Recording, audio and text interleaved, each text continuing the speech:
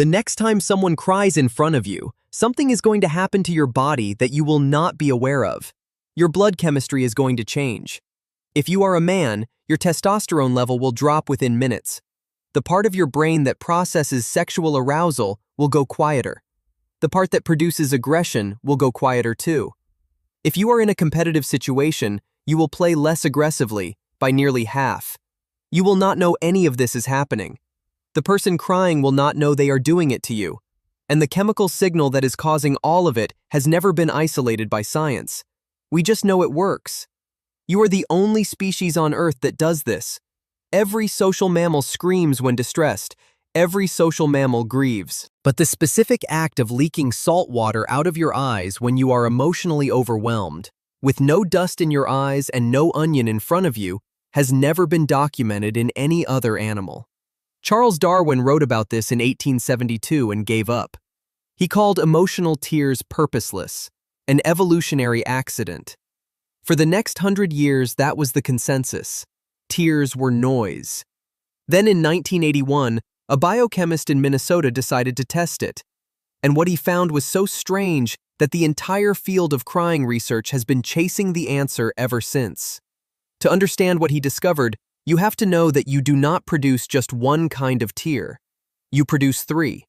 Right now, your eyes are coated with a thin film of what's called basal tears. These come from glands tucked under your eyelids. They flow at about a microliter per minute, and they exist to keep your eyeball wet and lubricated.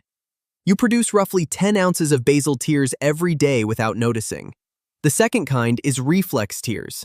When you cut an onion, or when a piece of dust lands on your cornea, your nervous system triggers a flood of these from a different gland above your eye, and they can pour out at 300 microliters per minute, 100 times the basal rate.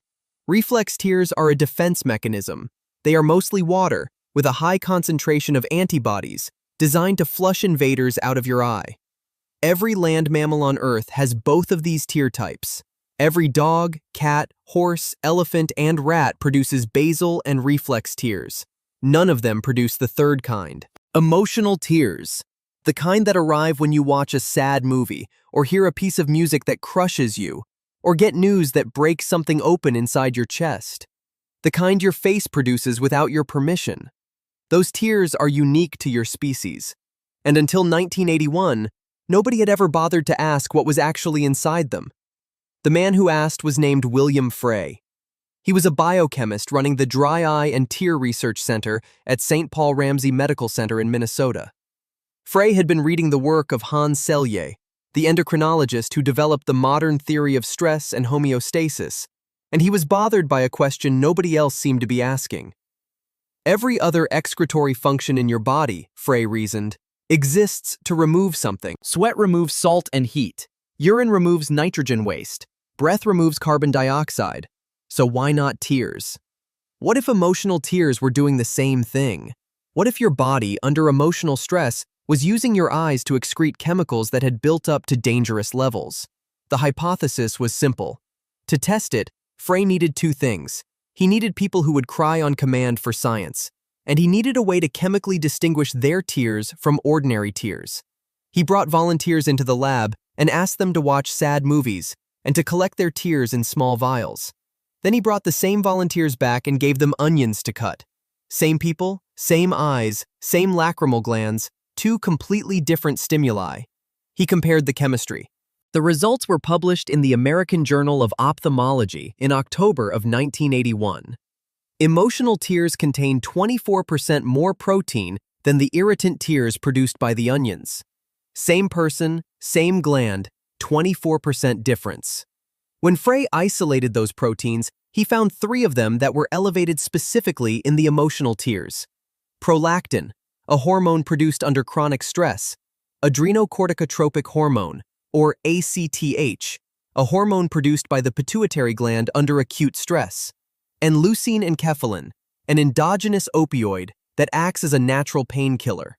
3 chemicals, all related to stress and pain, all produced inside the body in greater amounts when you are suffering, all flushed out through the lacrimal gland exclusively when the trigger is emotional. The phrase, "to cry it out," Frey wrote in the Washington Post a few years later, may literally be true. Crying is not a meaningless reflex. It is a method of biochemical drainage. That was the answer for about 30 years. Then a team in Israel found something stranger. In 2011, a neuroscientist named Noam Sobel at the Weizmann Institute of Science in Rehovot was running a lab that studied olfaction, the sense of smell. Sobel and his graduate student Shani Gelstein had been reading old animal studies showing that in mice, tears contain pheromones.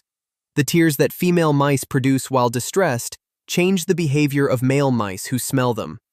Sobel wondered if the same thing was true in humans. The problem was getting the tears. To run the experiment, Sobel needed a constant supply of fresh human emotional tears.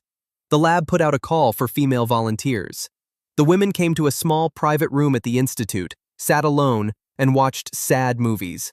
They collected their tears in glass vials with tiny pipettes. Most volunteers could not produce enough on demand. The lab built up a freezer stockpile slowly, over months. Then Sobel brought in male volunteers. Each man was blindfolded. The researchers placed a small pad under his nose. On the pad was either a few drops of women's emotional tears or a few drops of saline that had been wiped on the cheek of the same women but contained no actual tear chemistry. The men were asked, "Can you tell the difference?" Not a single man could. The tears were odorless. There was no perceptible smell to distinguish them from salt water. Then the men were shown photographs of women's faces and asked to rate how sexually attractive they found them. The men sniffing tears rated the same faces as significantly less attractive than the men sniffing saline. Sobel's team measured the men's testosterone with saliva assays. Testosterone dropped by approximately 13% in the group that had sniffed the tears. The men sniffing saline showed no change. The team scanned the men's brains with functional MRI. Activity in the hypothalamus and fusiform gyrus, the regions associated with sexual arousal, decreased in the tear group. The signal in the tears, whatever it was, had bypassed conscious smell, traveled through the olfactory system, and physically rewired the men's brains and bodies, without the men noticing anything at all. The study was published in Science on January 14, 2011. It has been replicated multiple times since. But the part of the story that nobody talks about is what came next. 12 years after the original study, Sobel's lab ran a follow-up. They asked a different question. Testosterone is associated with aggression. If sniffing women's tears reduces testosterone, does it also reduce how aggressively men behave? They put male volunteers in a competitive game where the men could choose to punish the other player for unfair offers. Some of the men had been exposed to tears beforehand. Others had been exposed to saline. The men exposed to tears chose to punish the other player 44% less often.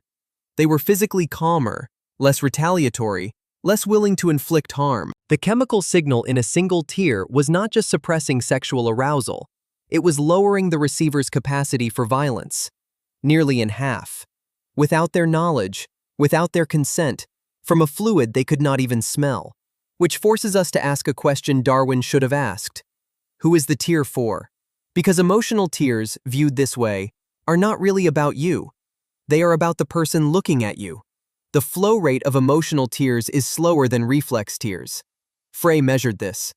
They move down your face more slowly, which means they linger on the cheek for longer, which means they are easier to see.